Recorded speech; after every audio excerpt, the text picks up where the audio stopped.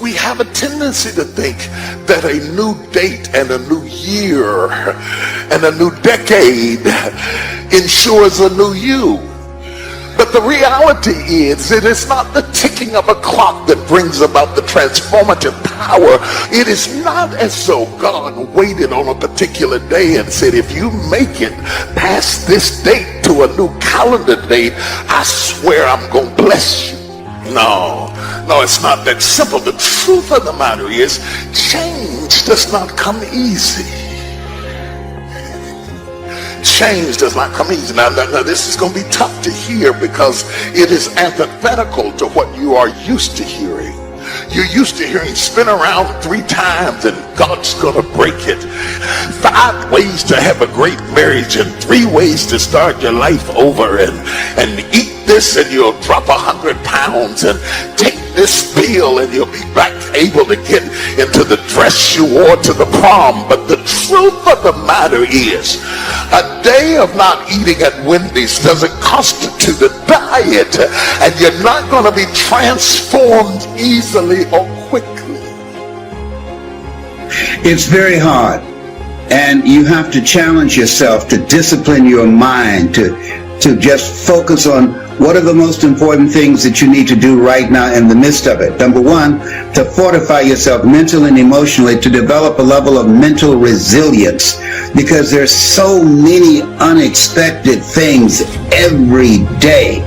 And when you can't see the light at the end of the tunnel, many people are having mental breakdowns. Domestic violence has increased 40%. Suicide rate is up. And so it shows a state of mind that many people are facing as a result of the coronavirus. So it's focusing one's mind. We can't control the thoughts that come in our minds, but we can control the thoughts that we dwell on. Those who study trends in corporate America suggest that in order to change, not the building, you can change the building quickly, not the name. You can change the name legally and quite proficiently, but to change the culture of an organization is quite difficult. The invisible aesthetics and accoutrements that go along with an entity is difficult to change. Most experts suggest that 1 to 3 years at a minimum to change the culture of an organization. You can change the wallpaper. Changing the culture of a marriage is not easy. I have been doing marital counseling for 43 years, and let me tell you something. By the time you see most couples, the culture of the marriage is so baked in that nobody will listen at anybody, because everybody on both sides think they are right. And yet they come for change and they walk away without change, because change doesn't come because you come to my office. Change doesn't come because you took a diet pill. Change doesn't come because you lifted up a barbell for a week. Change doesn't come because you hired a new CEO. Change doesn't come because you changed the name of the entity. Change doesn't come because you dyed your gray hair blonde. Change doesn't come because you shaved your head off and put on a earring. Real substantive change that changes you at the core is difficult to attain. If nothing ever prevented you from being the best version of yourself, nobody told you were limited, you had never failed at anything, and you know you wouldn't fail going forward, what would you dream? How big would your dreams be? I know a couple things about New Year's Day, and I know a couple things about the new year. One is, it's going to go real fast. Number 2 is, it's a new chance, a new beginning. So I would encourage you today to set aside a few minutes, look at your life, make a couple of New Year's promises and resolutions to yourself, ones that have high ideals, ones that will make you better, and start this new beginning, this fresh start today on the right foot. Gratitude in advance is the most powerful and creative force in the universe. As you move into the new year, you pick one word to focus on with your family, with business, as you navigate throughout life. And my one word moving into 2021 is gratitude, right? Like the quote reads, be grateful for all things because all things have contributed to your advancement. Therefore, all things should be included in your gratitude, right? Wins and losses, opposition, adversity, challenges, right? Stages and phases, right? Lessons and blessings. And for most of us, 2020 It was a year of pain. It was a year of people look back on it like, man, I can't find nothing to be grateful for. But the ability to learn is a gift, even when pain is our teacher, right? And as we move into 2021, I think the thing that we must always be cognizant of is painful endings always lead to new beginnings. Don't allow the pull to pull you down. And where you just give up and let go and give up on your dream and your hope and your position and your posture and all of the things that God has done into your life, and you fall into the abyss of your base nature and let it just drive you further and further down. Who knows how far down gravity will pull you if Earth were not in the way? How far down is down? We don't know. All we know is that there is a law that by nature pulls us down.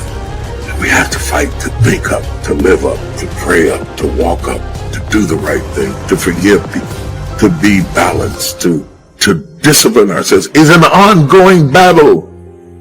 But the battle is a blessing. But I want you to understand, I want to encourage somebody that's in the fight right now, that the fact that you're in the fight is a sign that you've been changed because you didn't used to fight it. I've been thinking about gratitude lately and why it's such an important and powerful state of awareness. When you have gratitude, you are holding on to a particular sort of awareness. It's a powerful and transformative awareness. And what's more is that you don't have to do anything to get it. You don't have to buy it or work for it. You just have to live it. I like something John F. Kennedy said once about gratitude. He said, as we express our gratitude, we must never forget that the highest appreciation is not to utter the words, but to live by them. But how do you do that? How do you live a life of gratitude when you are too busy trying to live? I have enough sense to be grateful when the big things happen. When the growth they found and took 6 days to test wasn't cancer after all. I have enough sense to be grateful when my bonus was a lot more than I thought it would be. The big things make us pause and reflect. Then we say, whew, thank goodness. But you forget about the small things. You forget how to live in gratitude for the small things. You forget about your warm house. Or if your house isn't warm, you forget about the fact that you have a roof over your head. And if you don't have a roof over your head, you forget about the fact that your heart is still beating. Forget about the people who make you laugh and who make you feel validated or loved. You know, hearing myself say that these aren't really small things. They are things you take for granted so they become small and you stop noticing them. But some of us have lulled our desire to change to sleep, and we are satisfied just to be stabilized. And when you are around people who see success merely as stability, it is quite frustrating because they resist the propensity to change, and they will fight you off if you try to change because they think survival is success. But the reality is, I'm the kind of person is I don't want to soak up sunshine, drink water, and breathe air and stay the same way I was at 40 that I was at 20. I want to learn something. I want to grow somewhere. I want to increase in some area of my life. I want to be able to have quantifiable results that are proof to the fact that all the hell that I went through gave me a dividend of some sort, that it accrued some interest, that it meant something. The things that I suffered, that they propelled me somewhere, that they catapulted me to the next level. Maybe it's just me. Maybe it's just me. Maybe it's the fact that I'm 62 and time becomes more important when you have less of it. I resist people who waste my time. Yes, I resist you. I resist you. I resist you. I make war with you. I come against you. I would rather you waste my money than waste my time. I can get some more money, but I can't get some more time. Do not waste my time. But again, how do you live a life of gratitude? Maybe the question isn't how, but why? Why live a life of gratitude? I think the answer has to do with selfishness. See, I don't mean selfish with a small s. That's when you care about yourself at the expense of everyone else. No, I mean selfish with a big S. That's when you care about yourself so deeply that your care extends to everyone else. Put yourself first. Give yourself an advantage. How do you feel? If I said you could feel revivified and empowered, you would want more of it. Remember, you're being selfish. So if I said you could feel more connected and more compassionate, you would want more of it. You want more of it because gratitude is another expression of love. How do you feel when you are grateful? You feel like you are not going through life alone. You feel as though someone or somebody is with you. You feel connected to something other than you. You feel cared about. And when you feel cared about, you care about. Don't just think about it, be about it. Gratitude isn't just about thank you. It's not the word. It's not just about feeling. Gratitude is about living the feeling. Live the life of gratitude. You will fail your way to greatness. Most people allow their fear of failure to outweigh their desire to succeed. When you're willing to fail again and again and again, when you make up your mind to become unstoppable, when you make up your mind to become a no matter what person, then that will then give birth to a part of yourself that you don't know right now. Imagine, if you will, being on your deathbed, standing around your bed, the ghost of the dreams, the ideas, the abilities, the talents given to you by life, and that you, for whatever reason, you never went after that dream. You never acted on those ideas. You never used those talents. You never used those gifts. And there they are standing around your bed looking at you with large angry eyes saying, we came to you. And only you could have given us life. And now we must die with you forever. See, most people stop short of their dreams and park and get off the highway of life because of the rejections of life. You will always be rejected. It's no big deal. Jack Canfield said rejection is a myth. It's not like when somebody says no and then they slap you. No, it's just, to me, make no your vitamin. Get excited about the no. Why? Because every time someone says no, that brings you another step to a yes. You're getting closer. Trust me, you will win if you don't quit. You will win if you don't quit. Even a broke clock is right twice a day. As you go through the challenges of life, and you look at it and embrace whatever comes to you, don't run from it. Step toward it. Don't try and duck it like most people do. See, most people want it easy. See, easy come, easy what? Easy go. See, but when you go at what you're going to deal with and you deal with the difficulties of it, when you handle those hard things close at hand, making those hard decisions right now that you don't want to make, learning those things that you don't like to do, but you know that in order for you to get where you want to go, this is one of the hoops that you have to flip through. And I'm saying to you, whatever you got to do it, because if you don't, life is going to whoop you until you surrender. You have something that you brought to the universe, and that if you decide that my life deserves my developing this what I do well, and becoming the best at it, and mastering myself, and seeing what I have within me, if you decide to drop your buckets where you are and develop your gifts, I grant you, you'll never ever be without. I grant you that your gifts will take you places that will literally amaze you.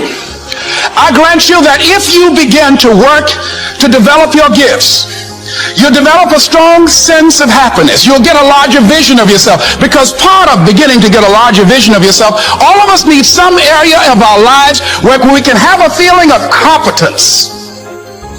That people know when they think about this area, that's something you do. That you eat and sleep at. And that you do that. You do that. Changing is not easy.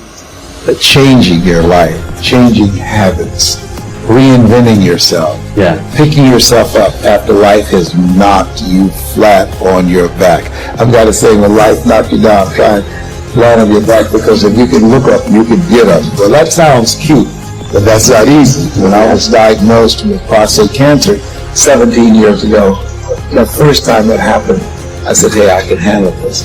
Then when it came back a year later, last year, 17 years later, this time, it metastasized to 7 areas of my body and ate 40% of my T1 vertebrae. Now the stakes are higher. It was just life saying, okay, Mr. Motivator, you beat cancer the first time. What you do now? I started laughing. When the doctor told me, he said, why are you laughing? Are you in denial? I said, no. I said, I feel like Mother Teresa. He said, what do you mean? She said, Lord, I know you know how much I can bear. I just wish you would have so much confidence. So I said, the stakes are higher. So I've got to dig in and got to fight now. Because at the end of the day, life is a fight for territory. And once you stop fighting for it, you don't want to automatically. It's a fight, it's a challenge in life every day. And what we have to do is embrace it. What we have to do is see it as a project we worked on. In life, you will always be faced with a series of God-ordained opportunities, brilliantly disguised as problems and challenges. And so I see even cancer as a gift, as a God-ordained opportunity. If you died today, what dreams, what ideas, what talents, what books, what music, what leadership, what voice will die with you? There are a lot of people who are biting their fingers in fear that they might lose their jobs. But there are few people who have decided within themselves, I'm going to make it. Some people aren't waiting to be cut. Some people are moving on their own because they feel within themselves, I've got what it takes to make it. They're not afraid about tomorrow because of how they see themselves, because of what they feel that they deserve, because of what they feel that they can create for themselves. Because these people have decided, as they look at the future, as they look at themselves, there's a way. Where there's a will, there's a way for me to begin to create a way out of no way. And when you have that kind of consciousness, when you have that kind of spirit, nothing can stop you. Nothing.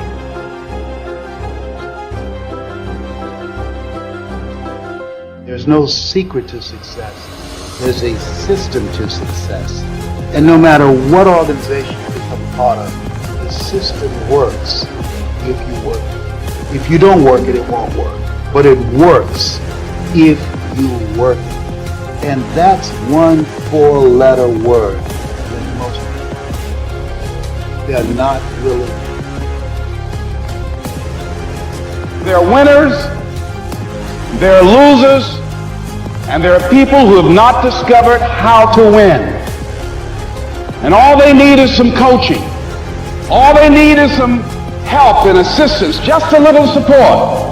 All they need is some insight or a different strategy or plan of action to make some adjustments that will open up the key to a whole new future for them, that will give them access to the unlimited power that they have within themselves. That's all that they need. So what I want you to do is think about something you want for you, that's real for you, that's important for you, that will give your life some special meaning and power. And I don't even want you to say, I can do that. I don't want you to assume that. See, 5 years ago when I started out in this area, I would not have been able to make the mental leap that I would be up to where I am right now. I don't want you to begin to just psych yourself out. No.